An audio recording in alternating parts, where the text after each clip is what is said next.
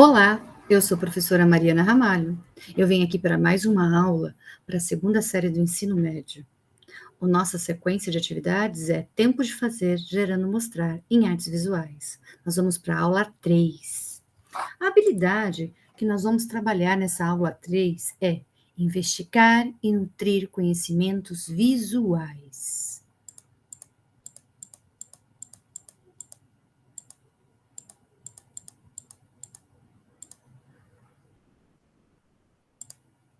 Olha lá, nossa aula 3, nós vamos falar de uma pessoa muito inovadora para a época, Georges Méliès, né? Não sei se vocês já ouviram falar dele.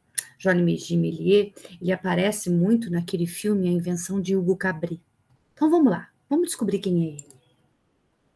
Primeiro nós vamos iniciar aí com duas imagens. Vocês vão observar essas duas imagens e responder essas perguntas. A primeira imagem, essa daqui, ela é uma pintura egípcia. A de baixo é um fotograma do filme Viagem à Lua de Méliès. Então a primeira pergunta é: o que chama atenção quando comparamos imagens de arte egípcia com fotograma? Pensa, olha para a mensagem, pensa o que te chama atenção. 2. Que conexões podem ser feitas com o desenho de animação? 3. O que há de diferente, de semelhança entre elas?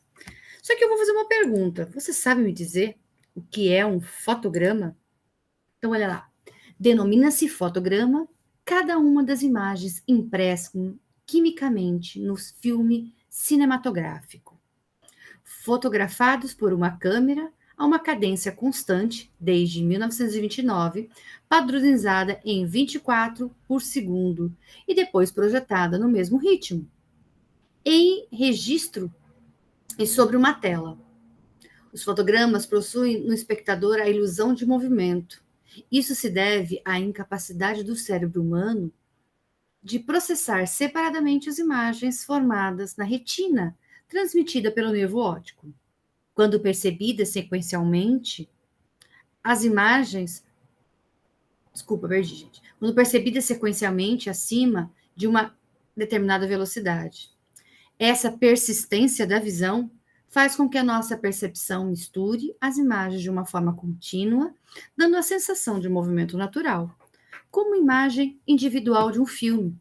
O fotograma corresponde a um frame do vídeo, tirinha, pedacinho, e ambos são geneticamente chamados de quadros de um produto audiovisual.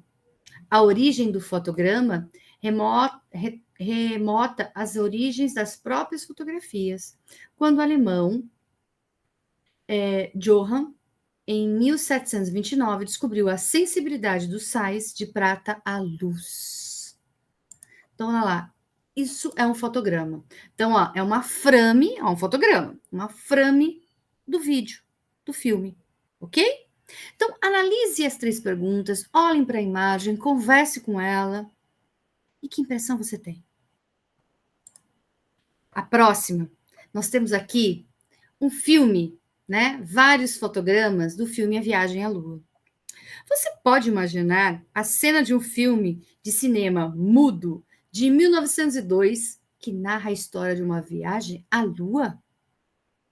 Com quais referências teria Georges Méliès criado foguete para uma viagem à Lua? Gente, eu não sei se vocês já ouviram falar, mas nós temos um livro, o mesmo nome.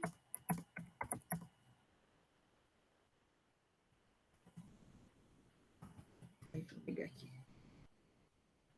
Nós temos um livro com o mesmo nome, tá? Vou abrir aqui o livro para vocês verem. Olha lá. Nós temos um livro com o mesmo nome, chamado Da Lua à Terra, Viagem Direta em 97 horas e 21 minutos. É um livrinho, tá? De 1281. É um livro de ficção científica, escrito por Júlio Verne. Né? É um livro de ficção científica. Olha lá, ela foi publicada, esse livro, em 1865. Então, quer dizer, Méliès se baseia nesse livro, Da Terra à Lua, de Júlio Verne.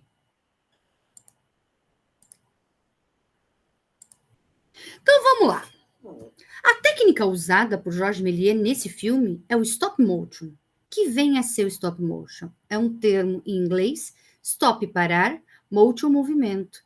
É uma técnica muito usada até o dia de hoje. Ele consiste de fotos em sequência que formam uma animação. Então vamos ver como é que ele fez? Em 28 de dezembro de 1895, os irmãos Lumière fizeram em Paris, no Grand Café, a primeira apresentação do cinematógrafo, um aparelho que eles não inventaram, mas do qual eles conseguiram os direitos de patente e que tinha a interessantíssima característica de exibir imagens em movimento. Essa data, 28 de dezembro de 1895, é reconhecida como o nascimento do cinema. Mas a magia do cinema, bom, isso ainda não tinha sido impresso em filme. Porém, nesse mesmo dia, ali mesmo no Grand Café, naquela mesma sessão, houve um despertar. O despertar da mágica, por assim dizer. Porque na plateia dessa primeira apresentação do cinematógrafo dos Lumière estava Georges Méliès, o futuro pai dos efeitos especiais, da ficção científica no cinema e de um formato de narrativa que até hoje, mais de um século depois, continua sendo a base do cinema moderno. A gente vai conhecer esse cara agora mesmo, então se liga aí.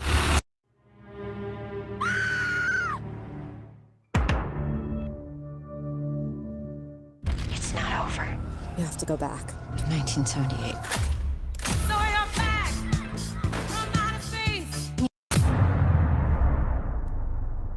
Oi, eu sou Gustavo Cunha e não existe dúvida de que no final do século XIX os irmãos Lumière acenderam o rastilho de pólvora para uma mistura explosiva que ia pegar o mundo de jeito e se transformar no que hoje nós conhecemos como a sétima arte, a indústria bilionária do cinema que influencia a cultura, a moda e os costumes. Mas o que os irmãos Lumière faziam no início ainda era muito mais um exercício tecnológico do que uma forma de arte. Era basicamente mostrar imagens de cenas cotidianas, saídas de fábricas, trens chegando a uma estação, dois bebês em um parque e coisas assim. Eram pequenos retratos do cotidiano de menos de 1 minuto de duração. Uma coisa curiosa, mas algo que ia perder a graça muito rapidamente. De fato, os próprios Lumière acreditavam que o cinema era uma curiosidade passageira, uma ferramenta para fazer registros históricos. Nada mais do que isso. Faltava ao cinema um sentido, um propósito.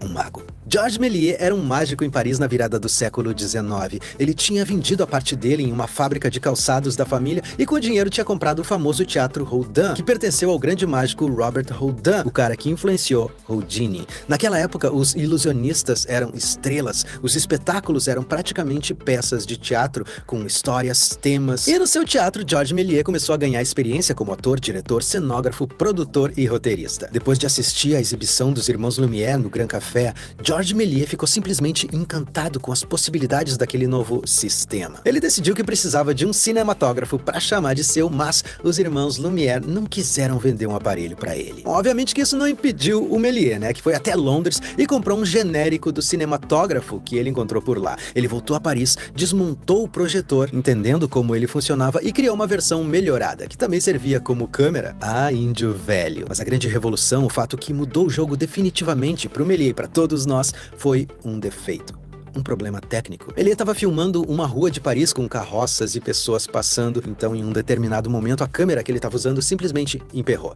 Travou. Ele deu umas sacudidas no equipamento e a câmera voltou a filmar. Naquele mesmo dia, quando ele foi revelar os negativos, uma coisa inacreditável apareceu ali. Ele tinha filmado a rua no momento em que uma espécie de bonde estava passando, só que no filme, diante dos olhos dele, esse bonde simplesmente se transformou em uma carroça fúnebre. A câmera tinha parado de filmar enquanto o bonde passava e só voltou a filmar, a imprimir imagens nos quadros alguns segundos depois, quando a carroça fúnebre passava. E esse, meu chapa, foi o exato momento em que a mágica surgiu. Depois desse dia, o cinema nunca mais ia ser o mesmo. Georges Méliès ficou tão surpreso, tão maravilhado, que passou a usar esse efeito nos seus filmes e deu a ele o nome de stop motion. Basicamente, o stop motion é esse efeito aqui.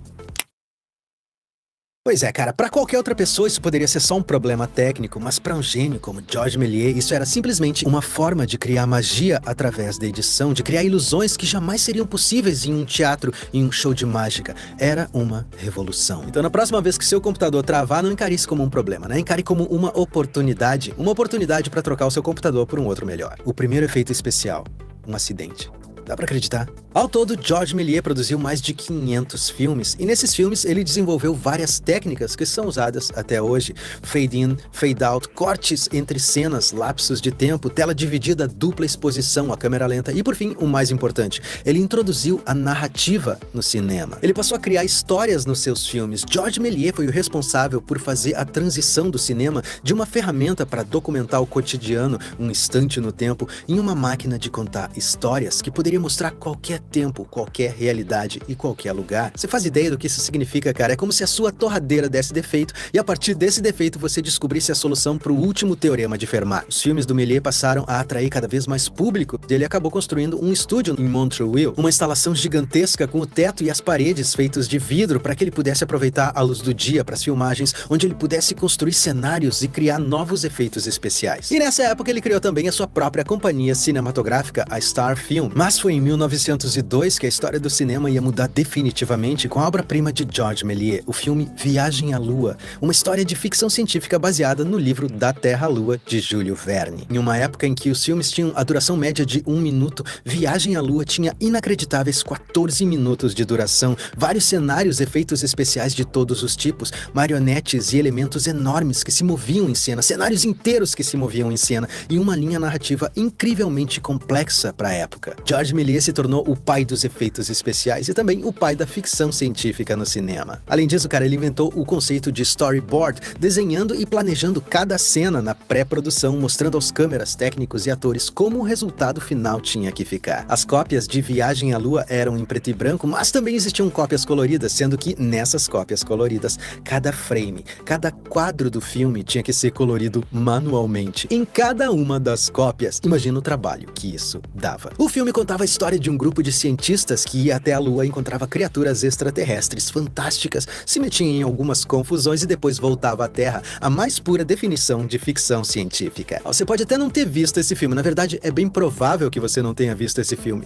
mas com certeza você conhece essa imagem aqui. O foguete encravado no olho da Lua, um ícone da cultura pop, na minha humilde opinião, a expressão mais perfeita do que o cinema representa. Curiosidade, você lembra do Thomas Edison, aquele famoso inventor que teve um papel nada honroso naquela história do Nikola Tesla do meu outro vídeo? Pois é, Viagem à Lua fez tanto sucesso que o Thomas Edison pirateou o filme nos Estados Unidos e passou a apresentar ele como se fosse uma criação sua, ganhando muito dinheiro e sem pagar um tostão furado pro Méliès. Ah, Thomas, o que a gente vai fazer contigo? Viagem à Lua teve o efeito de uma bomba atômica nos corações e nas mentes dos cineastas do início do século XX, que viram todas as possibilidades narrativas, estéticas e técnicas dessa arte tão recente que era o cinema. As histórias que eles criavam não precisavam mais ser limitadas pela realidade, pela nossa medida de tempo e de espaço. Absolutamente qualquer coisa era possível, qualquer sonho, qualquer história, por mais fantasiosa que fosse, podia ser representada de forma convincente na tela. Charles Chaplin se referia a Méliès como o alquimista da luz.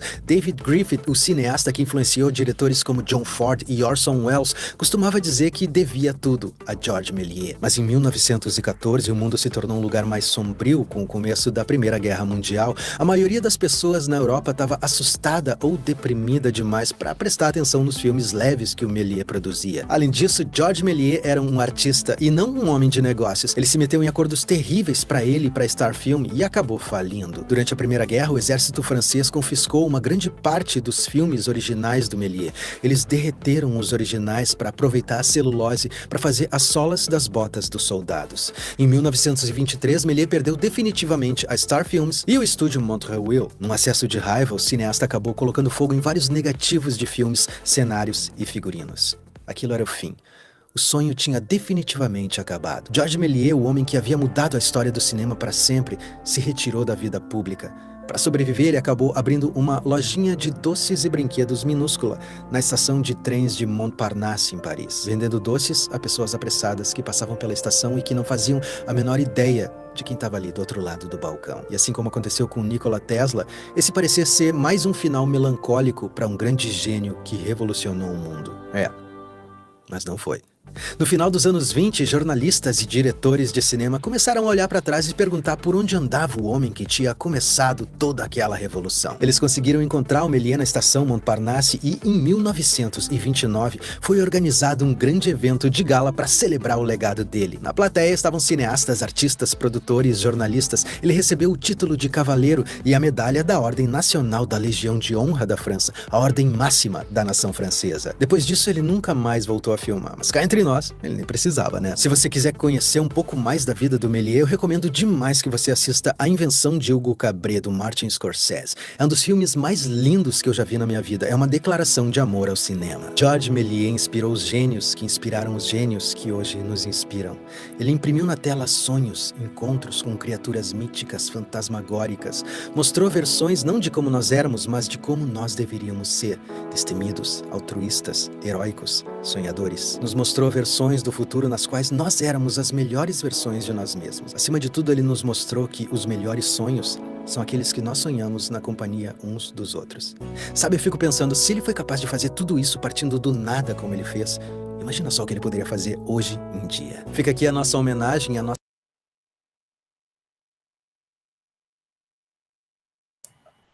Então, olha lá, gente. Isso aí é para a gente entender quem for Georges Méliès.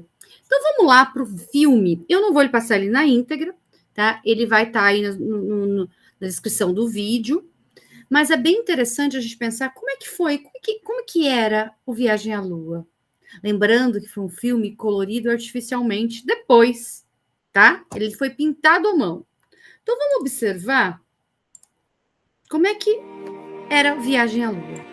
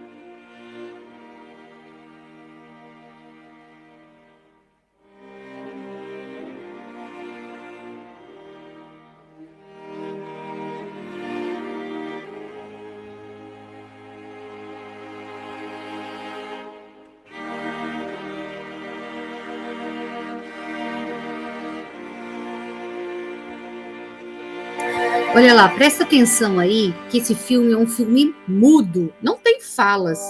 Daí você pode me perguntar, como é que tá acontecendo esse som, gente? Imagina que lá na sessão de filmes, estava simplesmente passando, tá? Uma orquestra estava tocando ao vivo para as pessoas verem. Então é assim que se dá um filme mudo. Ele não tem falas, né? A única coisa que você vai encontrar vai ser uma orquestra, uma banda tocando lá na hora da apresentação.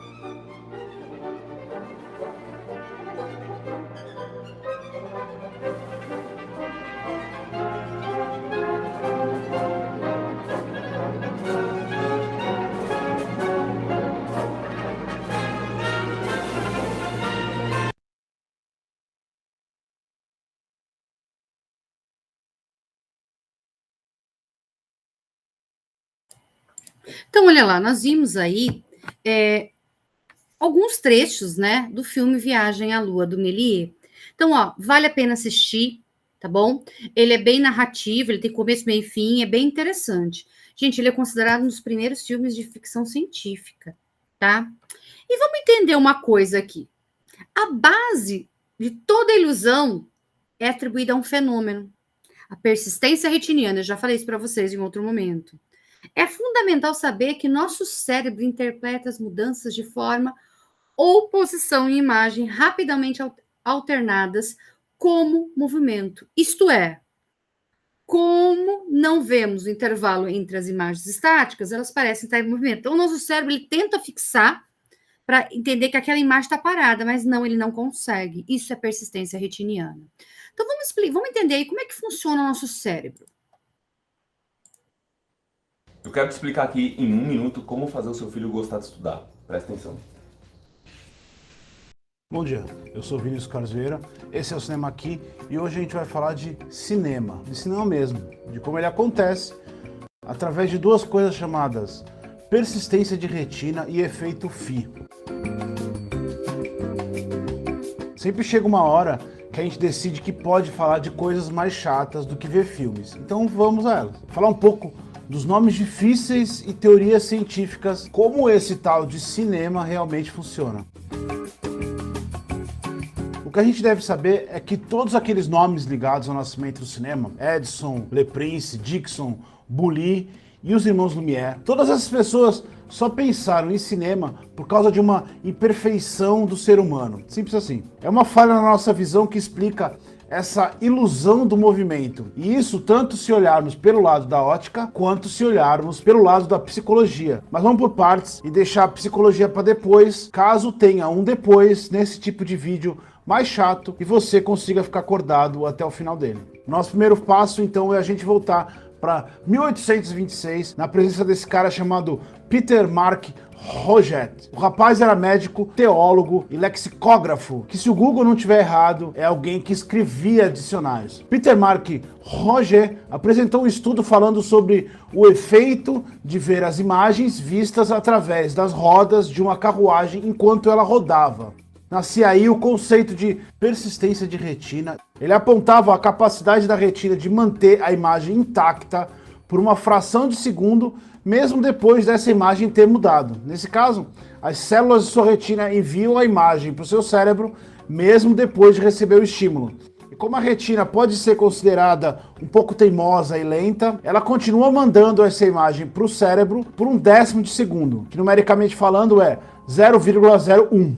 O pulo do gato está nessa imagem ser trocada em um tempo menor que esse envio da mensagem da retina para o cérebro. Quando o tempo é menor, essas duas imagens estáticas se fundem no cérebro e ele passa a acreditar que aquilo é um movimento, já que não consegue identificar um espaço entre as duas imagens. Aqui entra em cena também aquele negócio chamado zoetrope, ou em bom português, zootropo, ambos vindos do grego zoe, que quer dizer vida, e tropo, que é girar. Quem disse que esse vídeo não ia conseguir ficar mais chato?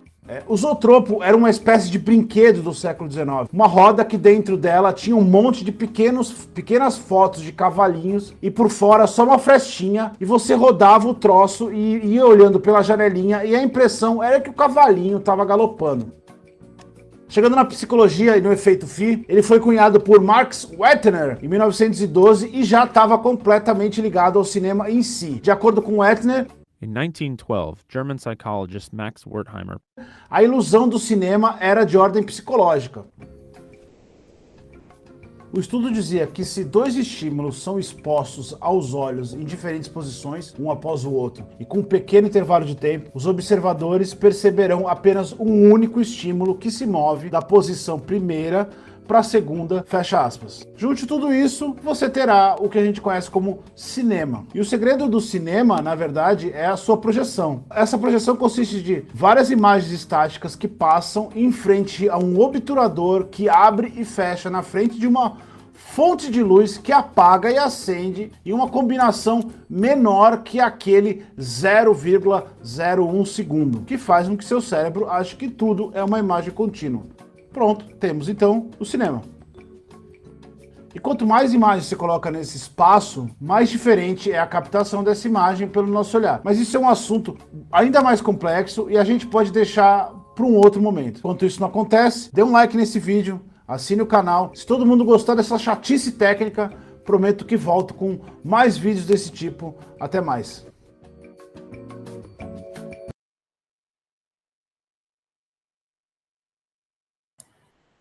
Então, olha lá, esse vídeo é para quê? Para que a gente entenda como é que funciona essa persistência retiniana no nosso cérebro. Olha que interessante, tá?